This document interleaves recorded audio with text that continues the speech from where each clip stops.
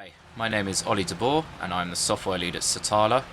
I'm recording this video from British Columbia in Canada.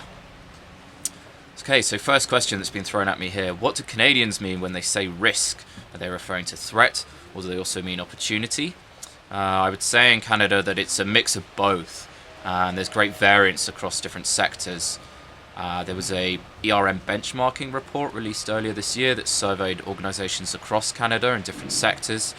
And we found that organisations that are in the sort of financial services and insurance sector tend to have fully integrated ERM programs. In fact, the majority of organisations there had those.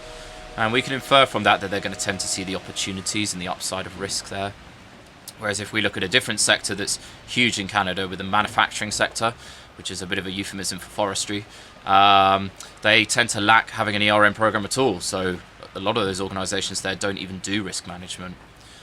From my experience working with organisations here, particularly thinking in the extraction industry, so mining, oil and gas, they tend to focus on safety type risks and therefore see risk predominantly as a set of threats or hazards.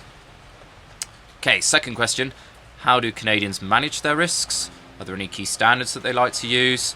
So looking at this benchmarking report again, what we know from organisations here is that almost a fifth of them don't actually have an ERM program at all, which is a really big surprise. But the majority of organisations, they do have a program, and most of them are basing their program on the sort of proprietary frameworks of COSO ERM and ISO 31000.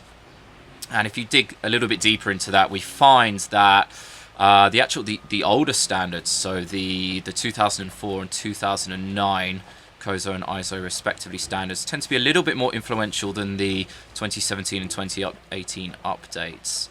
And I've actually seen this firsthand with some firms that I've worked with here. That they tend to be based on using those older standards. And final question, any key risks you'd like to mention in Canada that are topical? Well, I think one of the main topical risks and series of risks at the moment is definitely around sort of climate risks, risks related to and extending from climate change. And we see it in Canada here. In the summer of 2017 in BC, we had the largest number of forest fires on record. There were over 10,000 here in the province. And I know at the moment in Australia they're experiencing a similar kind of problem at the moment with forest fires. And Canada, it's an economy that relies very heavily on fossil fuel extraction for not only domestic but export use. The vast majority of Canada's energy mix comes from fossil fuels. And they have a long way to go to meet any sort of Paris targets in this country. The majority of Canadians here, their carbon footprint is much bigger than, say, their EU counterparts. And that's purely because of geographical reasons here. Canadians just have further to travel to get places. Thinking locally about a set of risks here that kind of relate to the climate.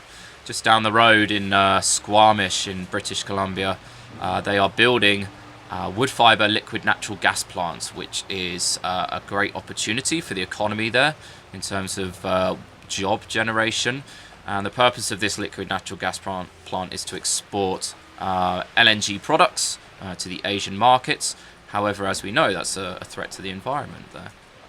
But on the sort of counter side of that, there's another company based down there. They're called Carbon Engineering, and they're exploring extracting carbon from the atmosphere to create carbon neutral type fuels. So there's a clear opportunity there. So there's a bit of a mixed bag here at the sort of national and also local level.